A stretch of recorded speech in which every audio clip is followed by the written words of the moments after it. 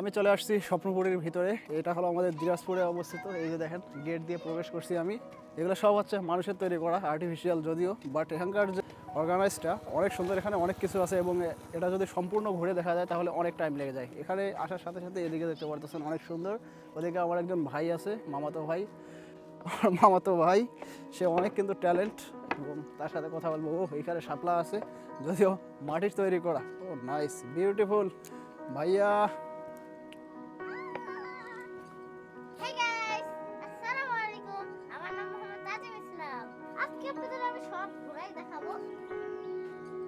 Oh, nice, beautiful.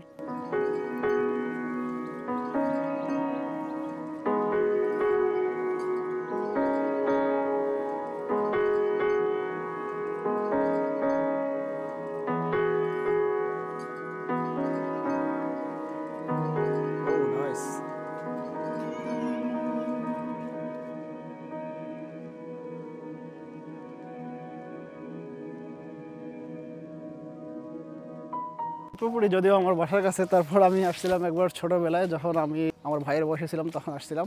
তারপর আজকে আসলাম অনেকদিন পরে আমি। আর এখানে আসছিলাম লাস্ট মনে হয় 12 বছর আগে। যতগুলো মানুষের তৈরি করা কৃত্রিম পার্ক আছে তার ভিতর কিন্তু আমাদের উত্তরবঙ্গে এটা সব থেকে বেস্ট। অনেক সুন্দর, কত সুন্দরভাবে দেখতে পারতেছেন আপনারা, খুব একবারে ওয়েল অর্গানাইজ করা।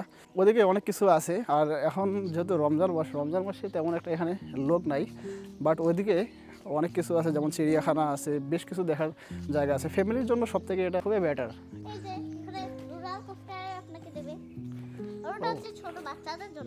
তুমি তো ছোট, তুমি এটাতে উঠবা? এই যে এটাতে? ও নাইস।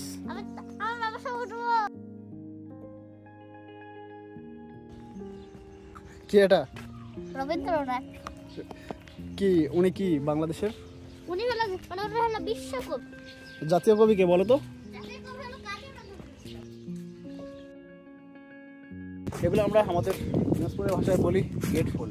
তো এই দেখুন এখানে অনেক সুন্দর, অনেক রকমের ফুল, সুন্দর একটা জায়গা। এখানে আপনারা ফ্যামিলি নিয়ে আপনাদের ওরা অনেক বেটার। একদিন ফ্যামিলি নিয়ে এখানে চলে আসবেন।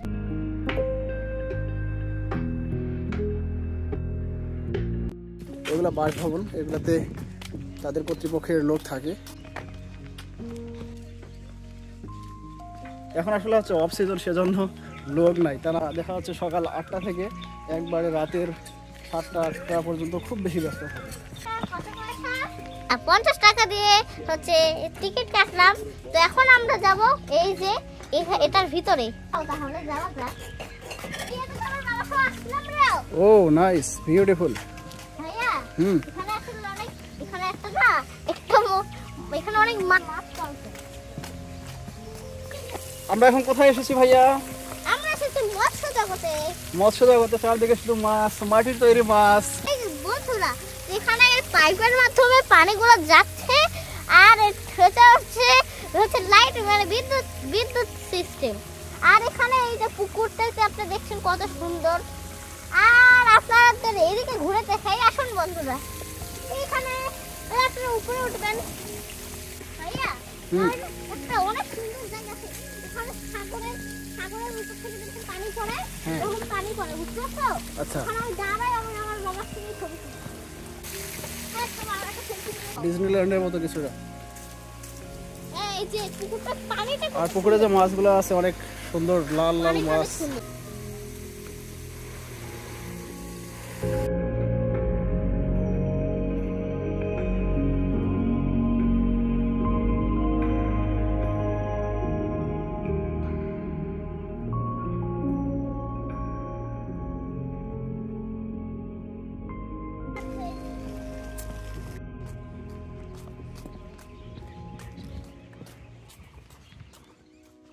আমি এখন হচ্ছে দুপুরের অনেক ক্লান্ত, মানে অনেক একটা বড় জার্নি, তো ওই জন্য আমি এখন ফুচকা খাচ্ছি।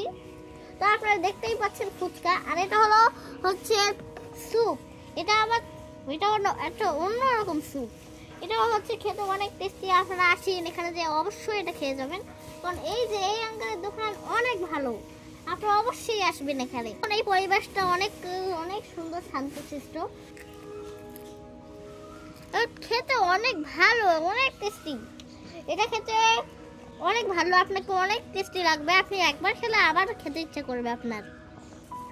আমি খাওয়া শেষ করে নিই, ততক্ষণ আপনারা কফি অথবা পপকর্ন যে কোনো নিয়ে বসে পড়ুন। এই ভিডিওটা অনেক ইন্টারেস্টিং হতে যাচ্ছে।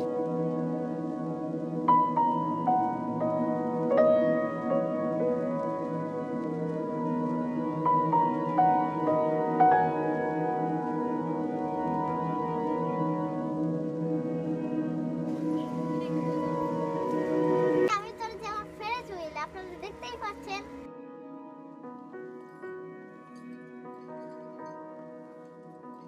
তবে অনেক ভালো, এটা অতটা ভয়ঙ্কর না, কারণ এটা অনেক স্লোই চলতেছে।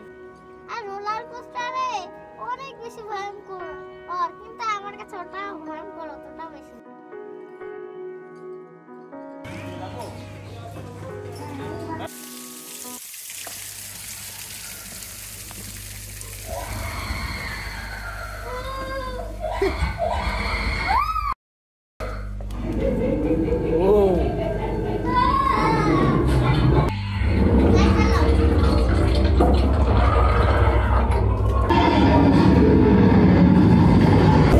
এই যে আমার দুইটা ছেলে, হ্যাঁ এই যে দুইটা ছেলে, এই দুইটা ছেলে এদিকে তাকাও, বড় ছেলে ছোট ছেলে, হ্যাঁ সামনের দিকে। আজ খুব স্লো যাও, স্লো যাও।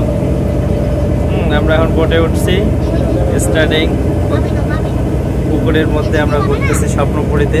আমরা এখন আছি স্পিড বোটে। এটা হচ্ছে যদিও স্পিড বোটটা ধীরে ধীরে চলতেছে, এটা ড্রাইভার আমি নিজেই। এই যে দেখেন, আমি চালাবো। তুমি তো চালাবে, ক্যামেরা থেকে দেখো, ওই দিকে দাও। ক্যামেরা থেকে দেখো না। বোট না, বোট মানে এটা স্পিড বোট টাইপের।